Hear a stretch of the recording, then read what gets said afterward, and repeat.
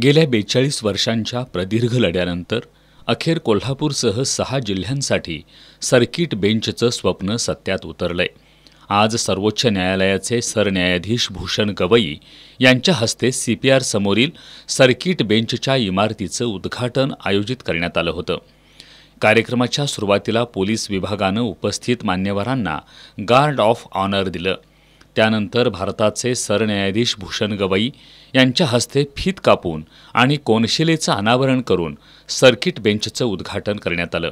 यावेळी राज्याचे मुख्यमंत्री देवेंद्र फडणवीस, उपमुख्यमंत्री एकनाथ शिंदे, मुंबई उच्च न्यायालयाचे मुख्य न्यायमूर्ती आलोक आराधे, मुंबई उच्च न्यायालयाचे वरिष्ठ न्यायमूर्ती चंद्रशेखर, सर्किट बेंचसाठी नियुक्त केलेले न्यायमूर्ती मकरंद कर्णिक, न्यायमूर्ती शिवकुमार दिगे, न्यायमूर्ती शर्मिला देशमुख, न्यायमूर्ती S.G. चपळगावकर तसेच मुंबई उच्च न्यायालयाच्या न्यायमूर्ती भारती डांगरे, कोल्हापूर जिल्हा पालक न्यायमूर्ती मनीष पितळे, न्यायमूर्ती अनिल किलोर, खासदार शाहू महाराज छत्रपती, पालकमंत्री प्रकाश आबिटकर, खासदार धैर्यशील माने, पोलीस महानिरीक्षक सुनील फुलारी, जिल्हाधिकारी अमोल एडगे उपस्थित होते।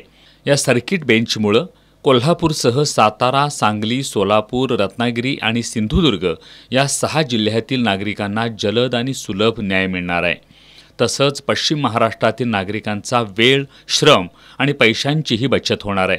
सर्किट बेंचमुळे शिक्षण, उद्योग, व्यापार, पर्यटन आदी विविध क्षेत्रांचा विकासही साधला जाणार असून कायद्याचे अभ्यासक, वकील आणि विद्यार्थ्यांना नवनवीन संधी उपलब्ध होणार आहेत।